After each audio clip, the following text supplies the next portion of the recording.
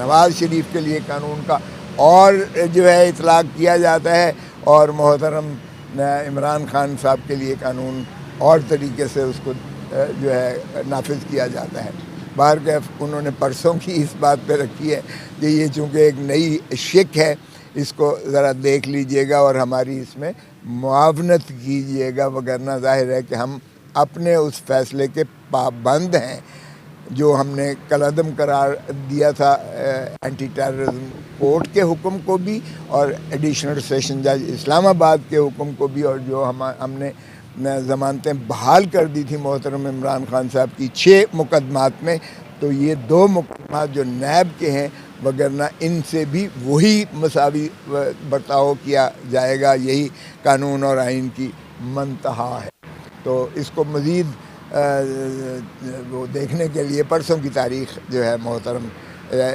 Division bench جس کی سربراہی چیف جسٹس اسلام آباد ہائی کورٹ کر رہے تھے، اس کو پرسوں کے لیے فوجی عدالتوں کے حوالے سے ذرا کمنٹ کرتے ہیں۔ سپریم کورٹ نے فیصلہ محفوظ کر لیا ہے۔ دیکھیں، چونکہ میری پہلے ہی پٹیشن تھی، پہلی ہماری ہی تھی، محترم چودھری اعتزاز احسن صاحب کی پٹیشن تھی جن کی میں وکالت کر رہا تھا، وہ آج جو ہے آج پائے تکمیل کو پہنچی، جو ہے اس کی سماعت مکمل ہو گئی۔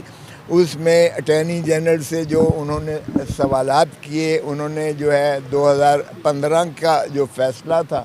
ڈسٹرکٹ بار ایسوسی ایشن راولپنڈی بنام وفاق پاکستان 2015 میں رپورٹڈ ججمنٹ ہے، جس میں اے پی ایس کے بعد عامی پبلک سکول کے سانحے کے بعد جو آئینی ترامیم کی گئی تھی، آئینی ترمیم 21 کی گئی تھی، اور اس میں سن سیٹ کلاز رکھا تھا کہ 2 سال کے لیے اس کا جو ہے اطلاق ہوگا۔ اسی کے کورسپونڈنگ یعنی ترامیم کی گئی تھی آرمی ایکٹ میں بھی، اور ترامیم کی گئی تھیں، اور آئین کے اس میں ترمیم کی گئی تھیں۔ تو اس لیے وہ جب ختم ہوا تو پھر 2 سال کے مزید جو ہے 23ویں آئینی ترمیم کی گئی تھی۔ تو اٹارنی جنرل صاحب کا موقف یہ تھا کہ اس معاملے میں آئینی ترمیم کی ضرورت نہ ہے، چنانچہ جب آرٹیکل 8 کو پڑھا گیا، آرٹیکل 8 کو بینچ نے کہا کہ آپ ذرا اس کا دوبارہ پڑھیے تو صحیح۔ اس کی اگرچہ آرٹیکل وہ جو 2015 سپریم کورٹ تھی، اس کے انہوں نے 3 پیراگراف پڑھے تھے، 161 سے لے کے 165 تک پڑھے گئے۔ اس میں بھی انہوں نے کہا ڈسٹنکشن دیکھیے گا، اگر وہ ٹیررسٹ آرگنائزیشن سے ہوں تو جج صاحب سینئر جج صاحب جو سربراہی کر رہے تھے، انہوں نے استفسار کیا کہ کیا وہ پاکستانی تھے جن لوگوں نے حملہ کیا تھا؟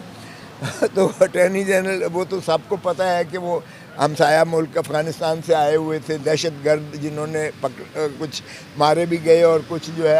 جنہیں کلیم بھی کیا، تو وہ تو ساری جو ہے ہر ایک کو پتہ ہے کہ وہ دہشت گرد تنظیم تھی جو بیرون ملک سے آئے تھے، جو پاکستانی شہری نہیں تھے۔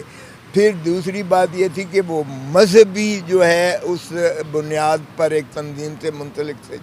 تو اس میں انہوں نے کہا کہ اس کی ڈسٹنکشن تو ذرا دیکھ لیں، اس میں بھی لکھا ہوا ہے ان شکوں میں بھی کہ اگر وہ وار لائک سچویشن ہو، یعنی جنگ کی کیفیت ایک ہمارے پاکستان کی دھرتی پر، سرزمین پر، اے پی ایس اسکول پر ایک حملہ کیا گیا تھا بیرون ملک کی جانب سے، اور دہشت گرد تنظیم نے کیا تھا جو مذہبی جنون اپنا جو متاثر تھے یا کلیم کرتے تھے، اگر اس میں انہوں نے کہا کہ جی پاکستانی شہریوں نے بھی، ان کی کچھ لوگوں نے، یہاں کے شہریوں نے بھی معاونت کی تھی۔ بہرکیف جب آرٹیکل 8 انہوں نے کہا کہ آپ اس کو پڑھیے گا، تو اس میں بھی آرٹیکل 8 میں بھی بڑا واضح تھا کہ بنیادی حقوق پر کوئی قانون جو ہے بنایا نہیں جا سکتا اس کے سلب کرنے کے لیے۔ شہریوں کے بنیادی حقوق کو اتنا تقدس دیا گیا ہے کہ اس پر عام قانون سازی کے ذریعے بھی قدغن نہیں لگایا جا سکتا۔ سو انہوں نے جب یہ پڑھا تو اٹارنی جنرل صاحب کی وہ دیکھنے والا تھا ان کا، تو بڑا واضح ہو گیا کہ یہ جو ہے بینچ کا اس میں کوئی ابہام نہیں ہے کہ سویلین کا جو ہے ٹرائل آرمی کورٹس کے تحت نہیں ہو سکتا۔ اور حیرت کی بات یہ ہے کہ آج 8 ان اشخاص نے 8 بیچارے ان بدقسمت لوگوں نے جو ان کی تحویل میں ان کی جانب سے درخواستیں دی گئیں سپریم کورٹ میں کہ جی ہمیں تو فوجی عدالتیں قبول ہیں اور ہمارا جو ہے آپ فیصلہ ان کو کرنے دیجیے گا، اور پتہ یہ چلا کہ ان کے ساتھ کوئی وعدے وعید کیے گئے ہیں کہ جی اگر آپ کر لیں گے تو آپ کو یا بری کر دیں گے یا جو آپ گزار چکے ہیں اسی پر آپ کو مخلصی ہو جائے گی۔ تو اس طرح کے اگر آپ نے جو ہے انصاف کے کرنے اور اس طرح سے اگر عدالتوں میں آ کر آپ نے یہ دینی ہے تو قانون بڑا واضح ہے کہ آپ کی کنسنٹ سے بھی آپ کسی کو کنفر نہیں کر سکتے جورسڈکشن، کسی عدالت کو، ادارے کو یا کسی بھی ملٹری کورٹ کو آپ کی مرضی سے بھی ان کو اختیارات تفویض نہیں کیے جا سکتے۔ یہ قانون کی بڑی واضح منتہا ہے، ان کو تو سائڈ پہ رکھ دیا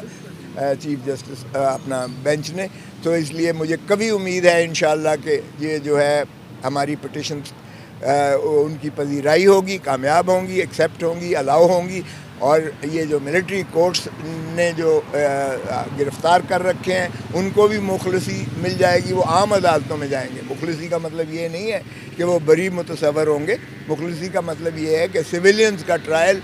سول کورٹس ہی کریں گی، جو عام عدالتیں ہیں اس کو کریں گی، ملٹری کورٹس ختم کر دی جائیں گی انشاءاللہ۔ مجھے کبھی امید ہے، اور اس سے ایک خوف کی فضا جو عوام پر ہے، پاکستان کی عوام پر، وہ ڈسپیل ہو جائے گی، زائل ہو جائے گی۔